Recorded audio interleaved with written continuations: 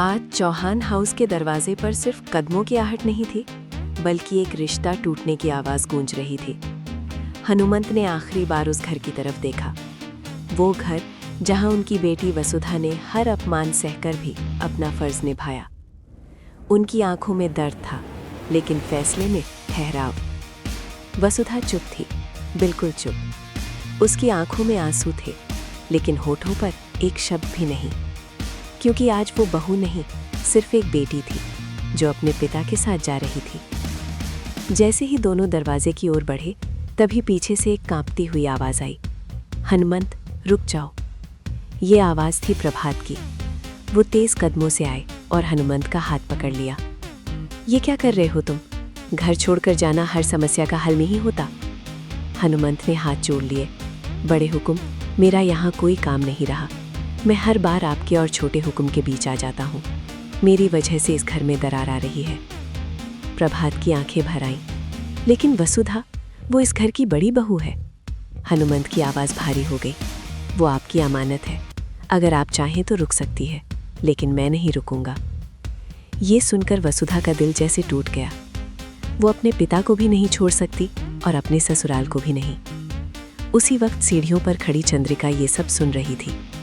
जिस औरत ने हमेशा अपने फैसले को सही माना, आज पहली बार उसके चेहरे पर पछतावा साफ दिख रहा था। वसुधा और हनुमंत जैसे ही बाहर निकलने लगे, चंद्रिका के कदम लड़खड़ा गए। उसके हाथ कांपने लगे। वो बुदबुदाई, ये मैंने क्या कर दिया? अचानक उसने दीवार पर अपना हाथ जोर से मार दिया। प्रभात दौड़कर आए। चंद्रिका, ये क्या कर रही हो? चंद्रिका फूट फूट कर रो पड़ी। सा, हमसे बहुत बड़ी गलती हो गई। हमने अपने अहंकार में आकर सब खो दिया। वो पहली बार टूट रही थी। वो पहली बार अपनी गलती मान रही थी। बाहर वसुधा के कदम रुक गए। उसे अपनी सास की रोने की आवाज़ सुनाई दी। उसका दिल कांप उठा। प्रभात ने चंद्रिका से कहा, गलती करने वाला ही उसे सुधार सकता है।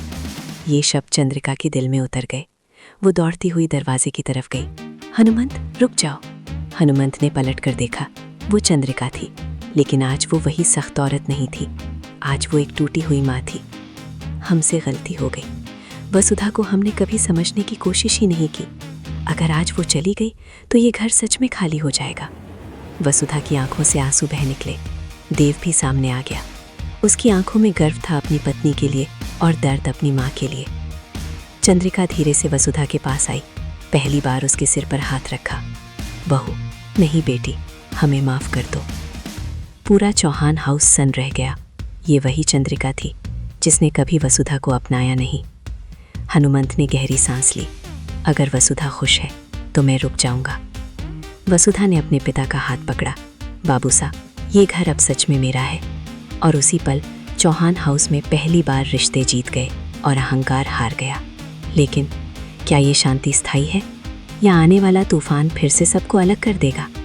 क्योंकि जहाँ रिश्ते मजबूत होते हैं, वहीं दुश्मन और ख़तरनाक हो जाते हैं। आने वाले एपिसोड्स में होगा और भी बड़ा इमोशनल विस्फोट। क्या चंद्रिका सच में बदल गई है? क्या वसुधा का सम्मान अब सुरक्षित है, या फिर से कोई नई साजिश जन्म ले चुकी है? जानने के लिए जुड़े रहिए, क्योंकि असली ड्रामा अभी बाकी है।